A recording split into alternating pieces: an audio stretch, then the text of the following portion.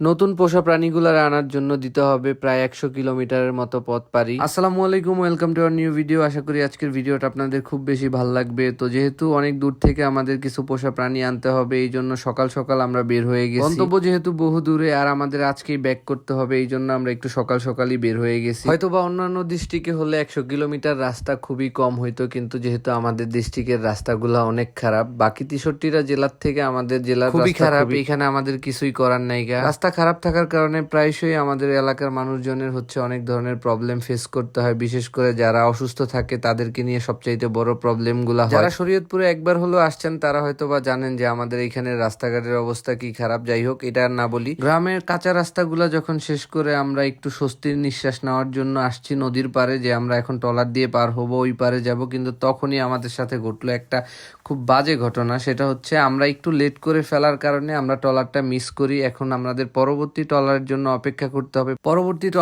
অপেক্ষা করতে হবে ঠিক 1 ঘন্টা। তো 1 ঘন্টা এখানেই আমাদের স্টে করতে হবে। কি করব বুঝতে পারতেছিলাম না, এত দূর আসছি, এখন আবার ব্যাক করে অন্য রাস্তায় যাব, এটাও ভাবতে মন চাইতেছিল না। জাস্ট একটু চিন্তা করেন, এখানে যদি কোনো অসুস্থ লোক হইতো যারে কিনা জরুরি সেবা দেওয়ার জন্য নিয়ে যাওয়া হইতো, তার সাথে এটা ঘটলে কি একটা অবস্থা হইতো, জাস্ট একটু ভাবেন। আপনাদের ভাবার দরকার নেই, এটা আমাদের এই অঞ্চলে অহরহ হইতেছে। যারা জানেন না তারা একটু খোঁজ নিয়ে দেখবেন। এত কথা বলার একটা কারণ হচ্ছে, আজকে যখন আমরা রাস্তায় ফেস করছি এই ব্যাপারগুলো, আমাদের এই অঞ্চলে একটু কম আসা হয়। এটা আমাদের অঞ্চল থেকে একটু ভিতরে, তো এখানে একটু কম আসা হয়, এই জন্য আমরা ওই রকম ভাবে এই জায়গার সমস্যাগুলারে ফেস করতে পারি না। আজকে যেহেতু এই জায়গায় ঘুরছি, ঘোরার পরে অনেক ব্যাপার ফেস করলাম যেগুলো খুবই খারাপ ছিল। হঠাৎ করে আমার চোখে পড়লো 3-4টা ছেলে যারা কিনা নেট নিয়ে যাইতেছে মাছ ধরার জন্য। তো ব্যাপারটা আমার খুবই ইন্টারেস্টিং লাগলো। এত হতাশার মধ্যেও একটু স্বস্তি পেলাম, যে ভাবলাম ওদের সাথে একটু সময় দিই। ওরা 4জন নাকি মাছ ধরার জন্য বের হয়েছে। ওরা প্রতিনিয়ত এখান থেকে ছোট ছোট মাছ ধরে বাসায় সেগুলা নিয়ে যায়। তো আমি ভাবলাম যে ওদের সাথে একটু সময় দিয়ে ওদের মাছ ধরা দেখি। যেহেতু ট্রলার ছাড়তে আরো 1 ঘন্টা সময় লাগবে, সেহেতু ওদের সাথে সময়টা দিলে হয়তো বা আমার সময়টা আর একটু বেশি সুন্দর কাটবে। তো আমি সুমন আর শুভ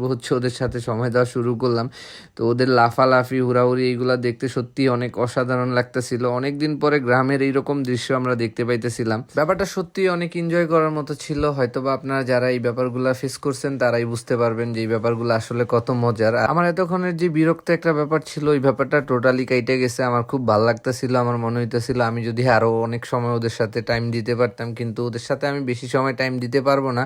কারণ ওরা মাছ ধরার জন্য পুরো রেডি হয়ে গেছে। ওরা 4জন রেডি হওয়ার পরে মাছ ধরার জন্য নৌকা নিয়েও বের হয়ে গেছে। দেখেন এই যে ওরা নৌকা নিয়ে কিভাবে বের হয়ে যেতেছে। কত ছোট ছোট বাচ্চা দেখেন, জাস্ট একটু চিন্তা করেন ওরা কত ছোট বাচ্চা, কিন্তু ওরা একটা বোটরে কত সুন্দর হ্যান্ডেল করতে পারে, যেটা কিনা আমরাও পারি না। তারপর ওদের থেকে বিদায় নিয়ে আমরা চলে গেলাম আমাদের ট্রলারের দিকে। প্রায় 1 ঘন্টার মতো আমরা এখানে কাটাই দিছি, কিন্তু আমার কাছে মনেই হইতেছিল না যে আমরা এখানে 1 ঘন্টা আছি। আমার কাছে কেন জানি মনে হইলো যে আমরা 5 মিনিট সময় ওদের সাথে কাটাইলাম। সত্যি অসাধারণ একটা সময় ছিল ওদের সাথে কাটানো সময়গুলা। আর ভালো সময়গুলো সত্যি অনেক তাড়াতাড়ি কাটা যায়। আমরা ট্রলারে উঠে বসে পড়লাম ট্রলার ছাড়ার অপেক্ষায়। তো ইতিমধ্যে ট্রলারও ছাইরা দিছে আলহামদুলিল্লাহ। দীর্ঘ 1 ঘন্টা সময় বসে থাকার পরে ফাইনালি এখন যে ট্রলারটা চলতেছে, এটা দেখা সত্যি আমার অনেক বেশি ভালো লাগতেছিল। কারণ নদীর ওই পারে যিনি আমাদের পোষা প্রাণীগুলা নিয়ে বসে আছে, উনি আমাদের বারবার নক দিতেছিল যেন আমরা একটু তাড়াতাড়ি যাই, কিন্তু আমাদের কাছে করার কিছুই নাই। ট্রলার না ছাড়ার আগ পর্যন্ত আমাদের যাওয়া কোনোভাবেই পসিবল ছিল না। তো এই জন্য যখন ট্রলার ছাড়ছে আমাদের খুব বেশি ভালো লাগতেছিল। ট্রলারের মধ্যে আমি খুব অদ্ভুত একটা ব্যাপার দেখতে পাই, যেটা আমি এখন পর্যন্ত ফাইন্ড আউট করতে পারতেছিলাম না যে আসলে কি হয়েছে ওইখানে। তো আমি দেখলাম যে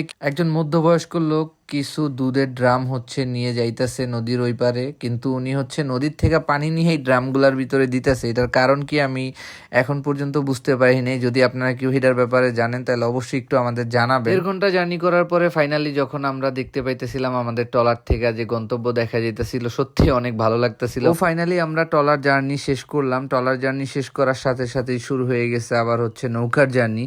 তো ট্রলার যেখানে আইসা ভিড়ে, ওইখান থেকে আবার আমাদের যাইতে হবে অপোজিটে যাওয়ার জন্য প্রয়োজন পড়বে নৌকা। তো আমরা নৌকাতে উঠে গেছি। নৌকার জার্নিও মোটামুটি আলহামদুলিল্লাহ শেষ। নৌকার জার্নি শেষ করেই আমরা চলে আসলাম চাঁদপুর মোহনাতে অপেক্ষা করতেছিল আমাদের ওই বড় ভাই, যিনি কিনা আমাদের অ্যানিমেল গুলারে নিয়ে আসছে। ওনারে খুঁজে বের করতে মোটেও কষ্ট হলো না আমাদের। তো ওনারে পেয়ে গেলাম। মোটামুটি অনেকগুলা মানুষ এইখানে দাঁড়াইছে কৌতূহল বশত এইগুলা কি, এইগুলা দেখার জন্য। তো এতক্ষণে হয়তো বা আপনারা বুঝে গেছেন যে আমাদের নতুন পোষা পোষা প্রাণীগুলা কি, এইগুলা হচ্ছে হোয়াইট টার্কি, যেগুলো আমরা কালেক্ট করছি লাস্ট 3 দিন আগে। তো আজকে হচ্ছে ওইটা ডেলিভারি ছিল।